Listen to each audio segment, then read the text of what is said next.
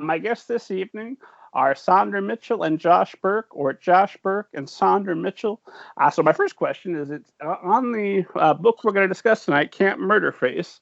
It says Josh Berk and Saundra Mitchell. So is that the official order, or how did that get decided and worked out between you? It's alphabetical, but that's the mystery. But we also had a discussion with the editor that it needed to be an ampersand rather than an and, because I was a screenwriter first, and ampersand means we read it together, and means we each took our own pass at it. And I'm like, no, we wrote this together. I'm not going to be the cleanup guy for Kitten Face Berk here. So, yeah, the names are listed in alphabetical order, but the ampersand is essential. I am a librarian by training, so alphabetical order is important. I thought you were going to tell them it was like we had a fight. I'm saving the fight story for later. See, the thing, what I wanted to do was on our author bios, I wanted it to say Josh Berk is a pen name for Saundra Mitchell and Saundra Mitchell is a pen name for Josh Berk. That way, even though my name is listed first, that's actually Saundra, because her pen name is Josh Berk and my pen name is Saundra Mitchell. It's very confusing. What I can do in the editing for folks that are watching this on YouTube is I can put Saundra's face over you when you're speaking and your face over Saundra when she's speaking. And yeah, totally edit us in post-production. Definitely do that. Well, then, I'm going to have you both Snapchat face swap. Yeah, I mean, there should be an app for that, just the author face swap. If not, that sounds like a huge market. People should be getting on that. Yeah. If we hold real still, it should make it easier. Okay. Hold still. Really, future generations get it exact perfect. So where I usually start is because I'm terrible. I try never to summarize people's bios and people's books. Because if I summarize your book, one, how painful for you to sit there and listen to me do that. But two, I'll spoil it. And if I say your bio, I'm definitely going to leave something out. So I'm going to ask Saundra to start because I know she is a Hoosier, and Hoosiers get top preference on Middle Grade Ninja. That's just the way of it. So Saundra, I'm part Hoosier. Oh, really? That's true. My mom's from Randolph County. All right, well, that gives you some second going street cred. Yeah, I used to go there every summer. I spent every summer in Randolph County. We spent a lot of time in Muncie. I have family in Muncie. I have family in Farmland, the city, town. It's not a city. It's a town. It's a farmland. I have family in Farmland. I love Indiana. Saundra can go first anyway. After you, Saundra. Oh, well, go ahead, Saundra. Oh, yes. No. You go ahead. This is going to get too confusing. My name is Saundra Mitchell. I grew up on the east side of Indianapolis, and I live on the south side of Indianapolis, and I am the author of more than 17 books for young adults and middle grade readers. Some of them are nonfiction. I have 3 anthologies because I like to ask my favorite authors to tell stories for me, just me, and then I share them with people. I am the co-author of Camp Murderface with Kitten Face Berk here. Kitten Face, whom I've known for many, many years, still has never bothered to give me a nickname. This is why I had to throw glass at him the first time we met in person. Yeah. And yeah. And here's the thing. We have an interesting, somewhat tangled origin story because Josh's first book, The Dark Days of Hamburger Halpin, was supposed to come out in 2009, which is when my first book, Shadowed Summer, came out. And then he smelled funny and we kicked him out of the clubhouse and kicked his book to the next year, to 2010. And so the group that we were initially all in, because we were all in 2009, we kind of became the mentors to the 2010 group. And so I don't even remember meeting Josh, simply that Josh wasn't, and then Josh was. It was like, oh, like let there be Josh. So is your life divided into BJ and AJ before Josh and after Josh? Yes, definitely. And we were both nominated for an Edgar Award for our first novels. We have lots of friends in common, and like I said, it's like there wasn't Josh, and then there was Josh. There has always been Josh. I like to say we go back to being live journal friends. I like to tell people that. Yeah. To make it clear how long ago on the internet we were friends. Before the Russians owned Live Journal. Before the Russians owned Live Journal, we were Live Journal friends. Yeah. Is Live Journal still around? Is that even a thing anymore? It still exists, but it's not really used very much anymore. Not by Americans anyway, because everything that was to do with fan fiction essentially fled because Russia has interesting censorship laws. And so we were all like, bye. And so now, I mean, there are people that use it as a journal. I think Neil Gaiman still has a live journal. I don't think he uses it. It's one of those weird things. Maybe Amanda Palmer makes him use it. That's entirely possible. That could be like one of the things that they torture each other with. Go post on Live Journal. Josh, I turn to you next. What is your overview and background? And also, please tell us the story about how you met Saundra and possibly got some glass chucked at you. Yeah, so I am from Pennsylvania. I live in Bethlehem, PA, out the eastern part of the state near Jersey, north of Philadelphia. I come from a family of librarians. My mom was a librarian at Lehigh University and then at Moravian College here in Bethlehem. My dad was the director of the public library. I didn't know that we were doing family histories. Because my dad was a custodian and my mom was a dental technician, since that seems to be important. Ooh, bio slam. It's important to. Fair enough. It's important to my origin story. It's important to the origin story of author Josh Berk. I mean, everyone's. But I had 2 librarians for parents, so it's a fact that I always like to share. People. I like to with the kids. I always tell them that. I always say, "Can you imagine that? Growing up with 2 librarians in the house?" And it really was like it was a cool way to grow up. I was surrounded by books, and it was part of my life growing up. And then I was a little lost, but I ended up working in the library, and then also always found a way to do writing. I did a lot of journalism and other types of writing while working at libraries. And then I was always kind of playing with a novel here and there. And then I went to graduate school at the University of Pittsburgh. And I had some really great literature courses, some professors who taught the classics of YA, but also like the modern exciting stuff that was happening in YA at the time. So that would have been, 15 years ago now. But it's when I read Laurie Holt Anderson and Walter Dean Myers, and right before John Green's first book came out, I guess. And so I started to get really interested in that world. It felt like the writing I was already doing kind of fit into it, even though I didn't think that's what I was doing when I started writing novels. I didn't think I was writing young adult books. But once I took that class and discovered that world, I got really interested in it, and wrote a few before I had any success, but really, really found my niche and found my joy writing for kids and teens. And when my first book came out, 2009, it was originally slated for, and then it got bumped to 2010 for whatever reason. But it was so great being part of those debut author communities that were, and still are, a real supportive group of other writers. It's such a weird new world, when you first go into it, looking back on it. I'm really thankful to have people like Saundra and some of the other authors I met at that time.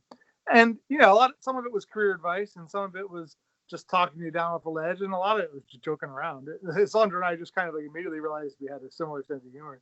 And we would make little funny videos together to promote our books, or we would do like little. I think we interviewed each other for our blogs. Like we just did little funny things to try to, I don't know, just promote ourselves while having fun being creative with one another.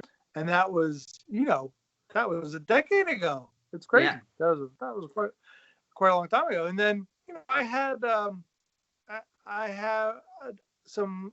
I like the way we were talking about the other day. Saundra was like, well, Josh had an opening in his schedule, and I was like, I just couldn't get anything published. Like that's why it wasn't that I had an opening. It's a much better way to put it. But he makes it sound like he wrote one book and then it was like no, he had like 6 books. He had like 6 books and then a gap. I had a gap. Yes, I did have a gap. And Saundra and I were goofing around. We had moved from LiveJournal to Facebook and MySpace and eventually Twitter. And we were joking around on Twitter. Saundra, maybe you can tell better than I can. I don't even remember how the phrase Camp Murderface came up, but the title came up first. I mean, that's really that was the very first thing was, I'm sure we had kind of entertained the idea of maybe working together on something in the back of our minds, but the phrase Camp Murderface just came up in Twitter conversation. I don't know that we had really actually thought about working together. We always goofed around a lot on Twitter, and like Sarah Oakler, who wrote 20 Boy Summer, like she was always in the mix, and Z Brewer, they were always in the mix, and it was just a lot of late night goofing off, and entertaining each other. And Josh said something about that he was going to murder face somebody. And I thought that murder face was like the most hilarious word that I had ever heard. And like we were all just riffing that night. And I said, Josh, we should write a book called Camp Murderface. And he's like, so what happens? Does everybody get murder faced? And Z Brewer is like, every single person gets murder faced. Get me in there. And we joked about it for like 2 hours, and you can still find like the tweet thread if you search for Murderface and us on Twitter. But we were just goofing off, and I had gone in a couple of different directions because I was also trying to figure out like just where the market was, because young adult moves very quickly, and like you could be writing like the hottest genre in the world, and then all of a sudden it's like, okay, well, that's over now. And so if you can't pivot, then you kind of find yourself lost. And, I have pivoted and pivoted and pivoted. But one of the things, like I have done middle grade nonfiction. I have done anthologies. I have done write for hire. I have written my own novels. And one of the things that I had not done was write middle grade fiction, and I hadn't done a collaboration. And so, it had been a while, like I had almost a 2.5, 3-year gap between selling my last thing. And I was just thinking about, what can I do next and what would be fun to do next? And I'm like, what if we really did write Camp Murderface? It was just like, wouldn't that be hilarious? So I sent Josh email and I'm like, what would happen if we really did write Camp Murderface? And so, he, like I said, he had a gap. I had a gap. And we didn't go into it with like a whole lot of like super planning or super thought. Like we came up with like some like general guidelines, but mostly what we were doing is like, I would write a chapter and he would write a chapter, and the goal was to entertain each other. I mean, it was, we were trying to make each other laugh. Josh is, he's not so much anymore, but he started out a real horror weenie. And so like I was, I would try to scare him and give him nightmares. And so like, we were literally we were having a good time putting together this thing that was basically full of all of the stuff that we liked, in books and stuff when we were kids, which was in the 80s. So you end up with a horror comedy summer camp romp set in 1983. And, we finished the whole book before our agents even knew we were doing it. It was one of those things where it really was like, hey, we're going to write this book and we're just going to have a good time doing it. And then we got to the end and we had a book and we're like, so like, should we sell it? Should we maybe tell our agents? There's a possibility you guys were just having fun, just with it, just friends palling around. Yeah, I mean, I had so much fun writing the first book, which is not to say I didn't have any fun writing the second book, but the second book was different because the first book was just, we're goofing off and we have no idea where it goes. The second book is under contract, so it's like, okay, now we have a deadline. Yeah, a little different.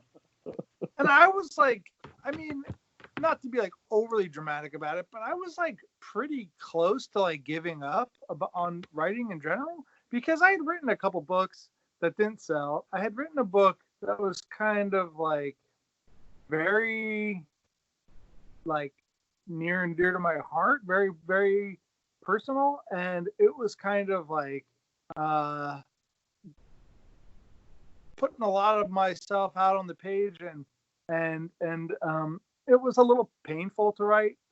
And I was so proud of it when I was done with it. And then, as happens sometimes, no one bought it, And I was like, I don't know if I had the in me to go sit down again and like, beat myself up again and try to pump myself up to get through the hard parts and try to like, just.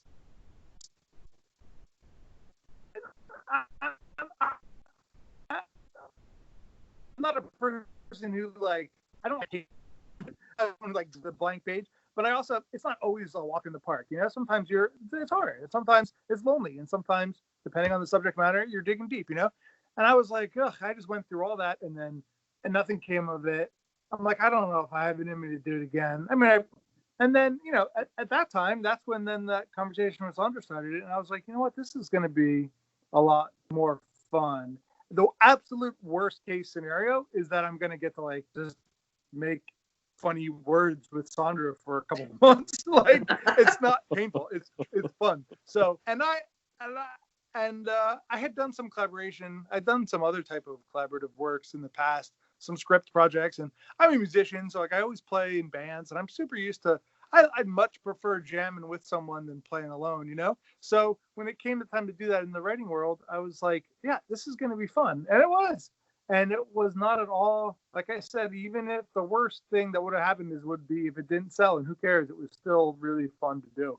And then, lo and behold, the book sold, the sequel sold. And the very first time we talked in person was to discuss the details of the deal. That was the very first time we had a conversation.